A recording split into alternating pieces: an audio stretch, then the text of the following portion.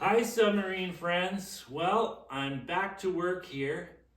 I actually had to take some time off because I had to do some warranty work on a job that we did. So my son and I went out there this morning and took care of it. But anyways, I am on track. I've got the hydraulics installed again. I need to pick up some bolts tomorrow for the hydraulic tank and then that'll be all done. But I did run into a problem. I installed the water temperature sensor. I bought a gauge set here, and the water temperature sensor was no problem. I just had to buy a 3/8 pipe adapter to 1/8 pipe. So again, I made an assumption which seems to bite me in the ass all the time, but I assumed that the engine was 1/8 pipe thread on the pressure sensor for the oil pressure gauge. So here's the pressure sensor, 1/8 pipe thread, but in the engine, it's like 10 thou smaller. I measured it. So I gotta figure out, or maybe somebody knows, what size that is in the Yanmar engine, and if I can get an adapter. I don't wanna have to get another sending unit. I'd rather just get an adapter. If I would have tried this before I put the engine in, I would have just run a 1/8 pipe tap in the hole and been done with it. But now it's in there, and if something goes wrong, I don't want to have to take it all apart. It was such a bugger to do.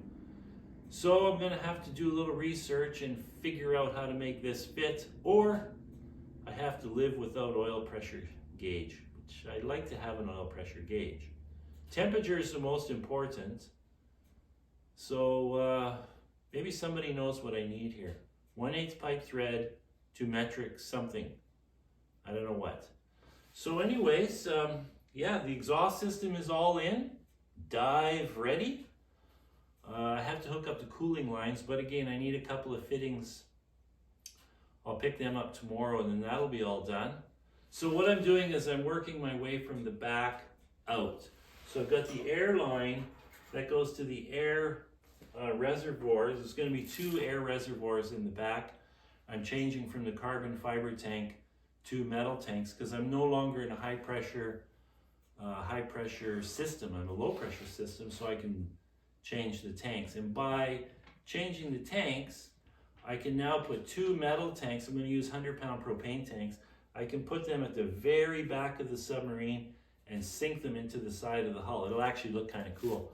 But what that does is it helps me with balance of the submarine because each one gives me 240 pounds of buoyancy.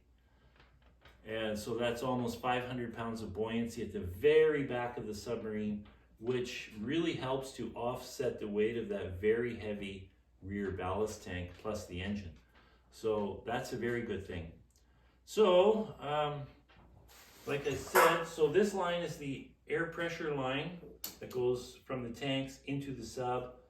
And now I need to start plumbing the compressor into the valving system for all the air.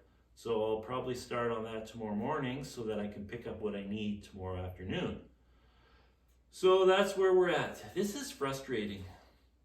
You know, you can spend a lot of time screwing around with one little part. Luckily, I have lots of time.